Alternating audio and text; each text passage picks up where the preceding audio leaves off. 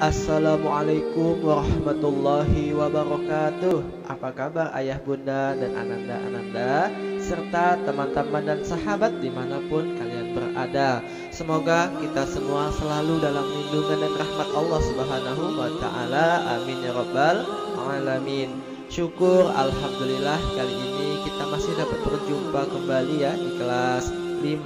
Nah, kali ini kita akan bercerita tentang masih dalam kategori korespondensi dengan raja-raja. Nah, kali ini kita akan bercerita yaitu surat kepada Muqawqis, yaitu Raja Mesir. Ya, sudah siap? Yuk kita buka dan mengucapkan basmalah. Bismillahirrahmanirrahim. Oke, langsung saja kita lihat video berikut ini. Assalamualaikum ya akhi ya ukhti. Assalamualaikum. Bismillahirrahmanirrahim. Pada akhir tahun ke-6 Hijriah, ketika Nabi Muhammad SAW pulang dari Hudaybiyah, beliau menulis surat kepada raja-raja, tujuannya untuk mengajak mereka masuk Islam. Ketika ingin menulis surat tersebut, dikatakan kepada Nabi bahwa mereka tidak mau menerima surat kecuali jika surat itu berisi stempel, ya, diberi stempel. Maka Nabi pun membuat stempel yang bertuliskan Muhammad Rasulullah. Tulisan ini terdiri dari 3 baris, Muhammad sebaris, Rasul sebaris, dan Allah sebaris. Nah, beliau memilih beberapa sahabat yang memiliki pengetahuan dan pengalaman untuk dijadikan utusan kepada raja-raja.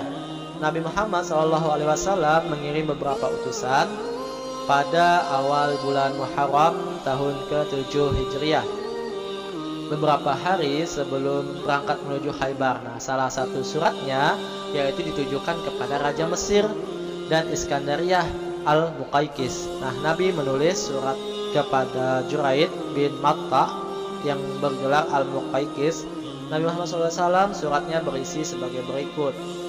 Dengan nama Allah yang Maha Pengasih lagi Maha Penyayang, dari Muhammad hamba Allah dan utusannya kepada Al-Muqawqis, Raja Qibti.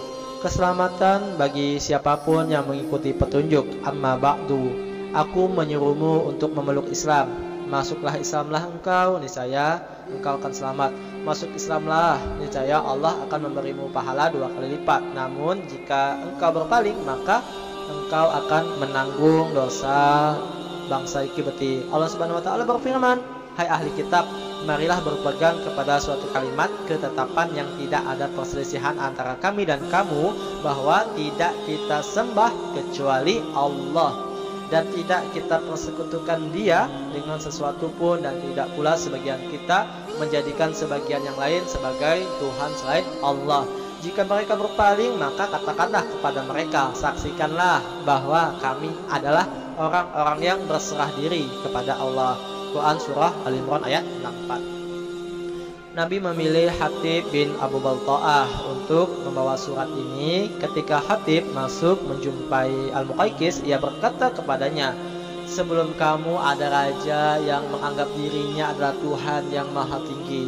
Lalu Allah mengazabnya dengan azab di akhirat dan diazab juga di dunia. Allah telah menyiksanya, maka ambillah pelajaran dari orang lain.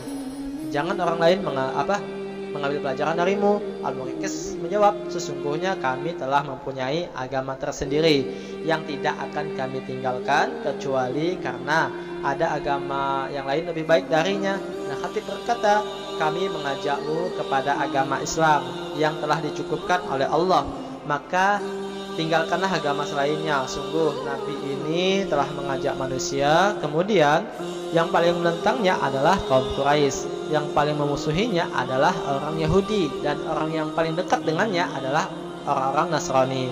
Sungguh tidaklah kabar gembira yang dibawa Musa mengenai Isa melainkan seperti kabar gembira yang dibawa Isa kepada Muhammad, dan tidaklah ajakan kami kepadamu terhadap Al-Quran kecuali seperti ajakanmu ke ahli kitab menuju ke ahli Injil. Karena setiap nabi yang bertemu suatu kaum, mereka itu adalah umatnya, maka wajib bagi mereka mematuhinya.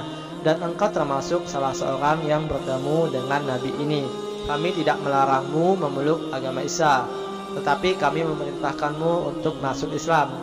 Al-Muqaykis berkata, aku telah memperhatikan tentang Nabi ini. Aku dapati dia tidak memerintah hal yang tidak disukai dan tidak melarang hal yang disukai. Dia bukanlah seorang sihir yang sesat dan bukan juga dukun yang pembohong. Aku temukan tanda kenabian padanya ketika ia dapat mengeluarkan sesuatu yang disembunyikan dan menceritakan sesuatu yang dirahasiakan.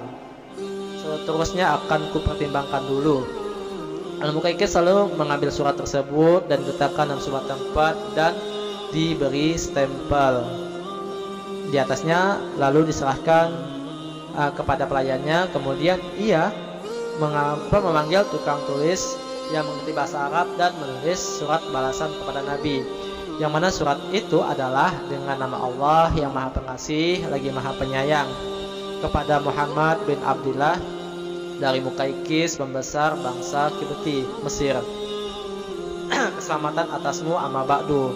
Nah, suratmu telah kubaca dan aku memahami apa yang engkau sebutkan di dalamnya dan apa yang engkau serukan. Aku tahu bahwa seseorang nabi masih ada dan baginya aku mengira dia akan muncul dari negeri Syam. Utusanmu telah aku muliakan dan aku kirim untukmu 2 orang perempuan yang keduanya mempunyai kedudukan tinggi di Mesir. Juga aku hadiahkan engkau sehelai kain dan 1 ekor keledai. Nah, jadi Muqaykis membalas surat Rasulullah dengan tanggapan yang baik, tetapi tidak menyatakan masuk Islam. Nah, dia memberi hadiah 2 gadis dan beberapa lembar kain serta 1 ekor keledai sebagai hewan tunggangan Rasulullah. Wanita itu salah satunya bernama Maryah Al-Qibtiyah. Ia dijadikan istri Nabi, sedangkan wanita yang satunya lagi diberikan kepada Hasan bin Thabit. Nah, semoga bermanfaat ya cerita kita kali ini. Akhir kata kita tutup yuk dengan mengucapkan hamdalah.